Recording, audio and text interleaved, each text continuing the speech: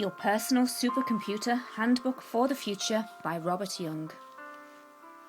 Chapter 4.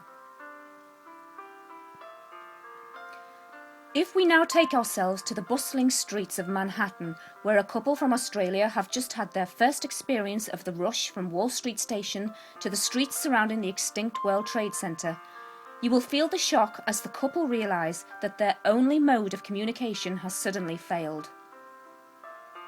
The faithful iPhone with all its maps and telephone numbers has suddenly decided to stop working.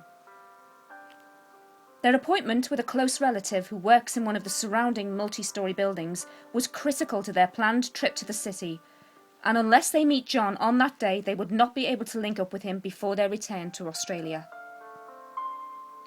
The situation seems hopeless. Neither of them could remember the phone number or the name of the company where John works.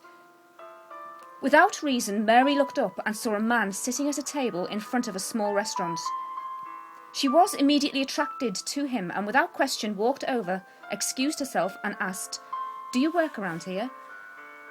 The immediate answer of yes started a sequence of events that Mary and Bill still talk about today.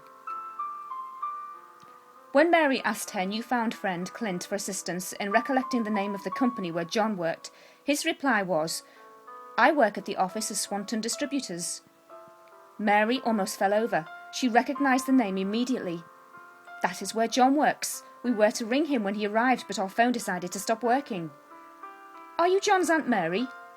He was expecting you a bit later. I came down to have an early lunch so he would be free to lunch with you. Sit down and I'll give him a ring." Of all the possible combinations you can imagine, Mary picked the very person who was part of her overall plan. The unknown link from her personal supercomputer was provided from another plane to continue the flow and complete a story that could never have been imagined at the time. This synchronicity is one of the many that occur every day which makes it possible for our individual experiences to exist in a complex world. For thousands of years, these synchronicities have been experienced and many methods have been developed in an attempt to control this phenomenon. All the developed methods have given the process credibility, but in general, this natural phenomenon is known as something that just happens. All the disciplined processes of the past are no longer necessary or even considered. Education and experience do not determine the eligibility of a person to receive messages, and the circumstances do not depend on whether you know about such things or not. In fact, the more unaware you are, the more likely you are to experience a miracle.